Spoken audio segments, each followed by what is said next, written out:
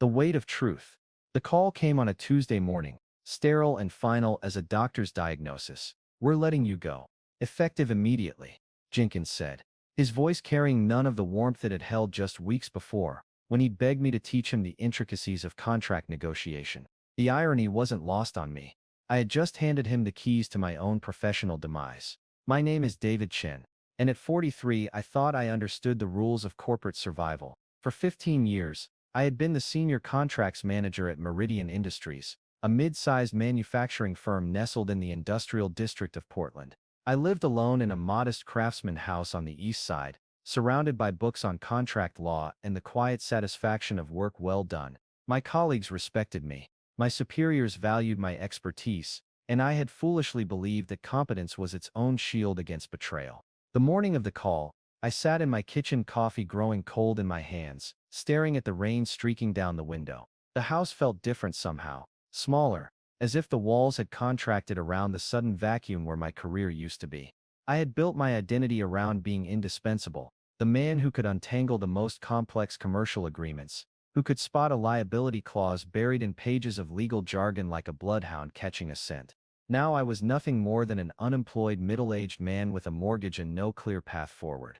The betrayal cut deeper than the job loss itself. 3 months earlier, Jenkins had been promoted to department head despite having less than half my experience. He was young, ambitious, and possessed the kind of easy charm that executives seem to favor over actual competence. Within weeks of his promotion, he began appearing at my desk with increasingly complex questions about contract structures, risk assessment, and negotiation strategies.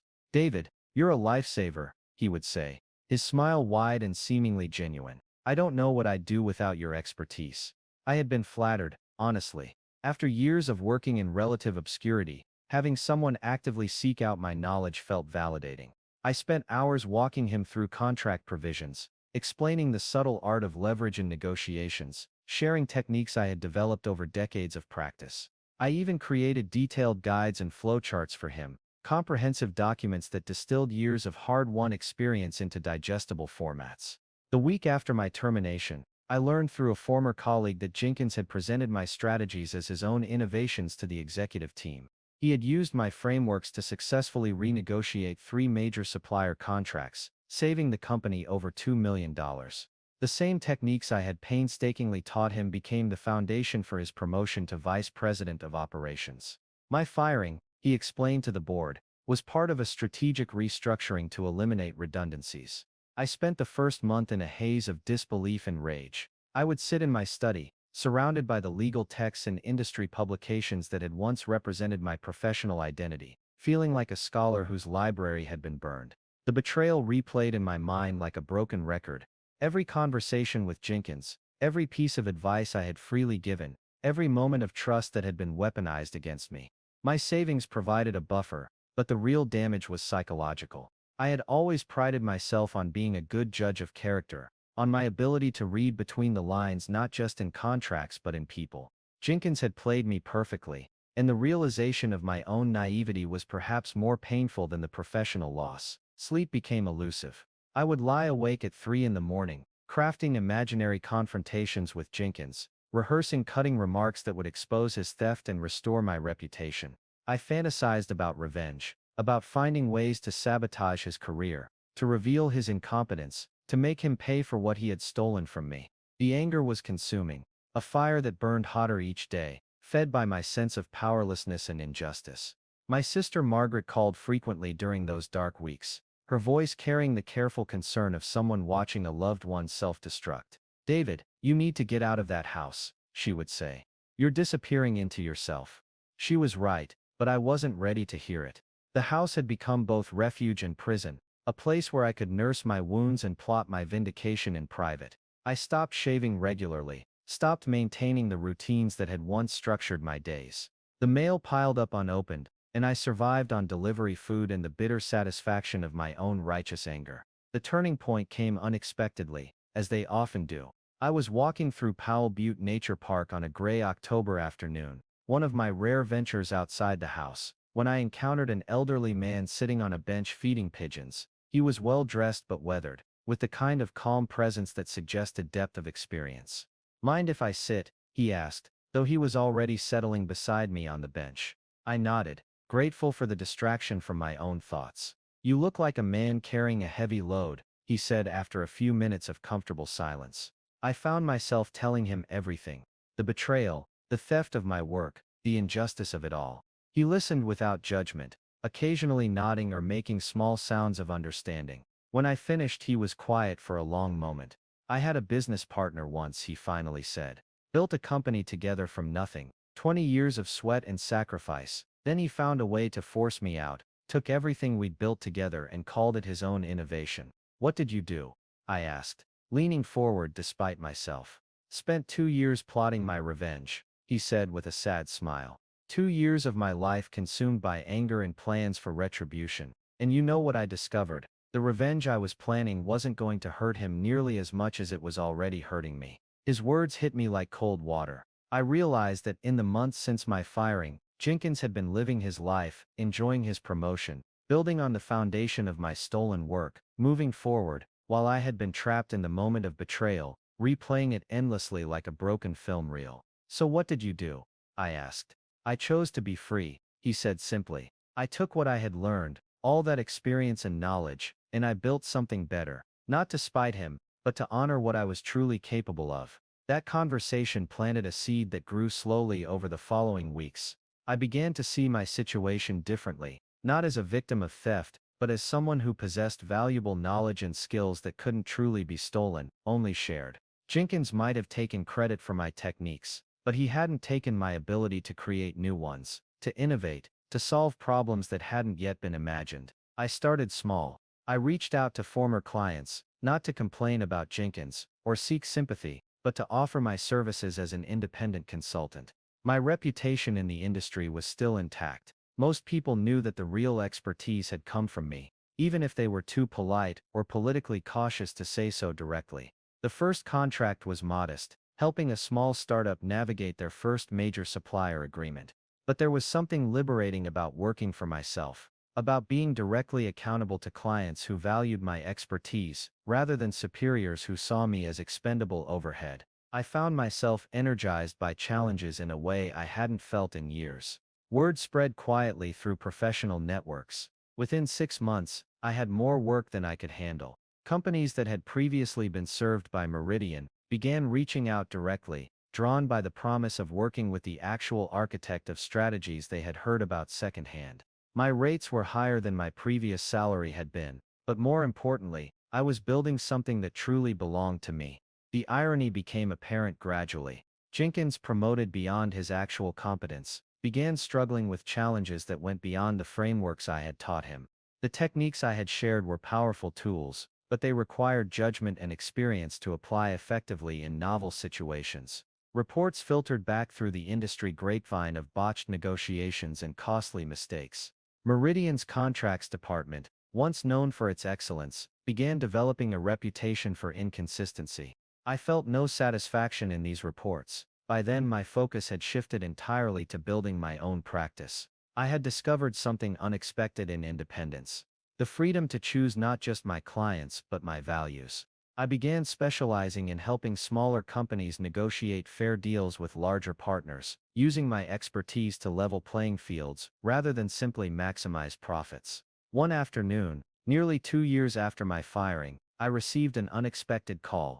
It was Sarah Martinez, Meridian's CEO, whom I had interacted with only briefly during my tenure there. "David, I hope you'll hear me out," she began, her voice carrying a mixture of professionalism and something that might have been embarrassment. "We've been having some challenges in our contracts department, and I wonder if you might consider returning as a consultant to help us restructure our processes." The request was rich with unspoken admissions. Jenkins, it seemed, had finally encountered situations beyond his capabilities, and the company was quietly seeking to repair the damage. I listened to Sarah's pitch: generous compensation, flexible terms, the opportunity to rebuild what had been damaged. "I appreciate the offer, Sarah," I said when she finished, "but I'm quite satisfied with my current situation. I'd be happy to recommend some other consultants who might be able to help you." There was a pause on the other end of the line. "David, I want you to know that we recognize the value of what you brought to this company. If there were mistakes made in how your departure was handled, I hope we can find a way to address that." It was as close to an admission of wrongdoing as I was likely to get, and I found that it mattered less than I had expected it would. The validation I had once craved seemed almost irrelevant now. I had built something better than vindication. I had built a new life that didn't require their acknowledgement to have meaning. I appreciate that, Sarah, I said, but some things are better left in the past. After I hung up, I sat in my home office, a space I had created in what used to be a spare bedroom, with windows overlooking the garden I had started tending during my unemployment. The walls were lined with the same legal texts and industry publications, but they felt different now, like tools rather than totems of a lost identity. The phone call from Meridian should have felt like triumph, but instead it felt like closure. Not the dramatic confrontation I had once fantasized about, but something quieter and more profound, the recognition that I had moved beyond the need for external validation or revenge. My practice continued to grow. I hired an assistant, then a junior consultant. We moved to a small office downtown. Nothing fancy but professional and welcoming. I found myself mentoring young lawyers and business professionals, sharing knowledge freely as I once had with Jenkins, but with better judgment about character and motivation. The betrayal that had once consumed me became just another chapter in my story. Informative but not defining. I learned to spot the signs of users and opportunists, but more importantly, I learned to recognize genuine colleagues and partners. The network I built was smaller than the corporate hierarchy I had once inhabited, but it was based on mutual respect and shared values rather than convenience and politics. 3 years after that morning phone call that had shattered my world, I attended a professional conference where Jenkins was scheduled to speak. I debated whether to attend his session, ultimately deciding that avoiding him would give him more power over my thoughts than he deserved. He looked older, more worn than I remembered. His presentation was competent but unremarkable, recycling ideas and techniques that were already becoming outdated.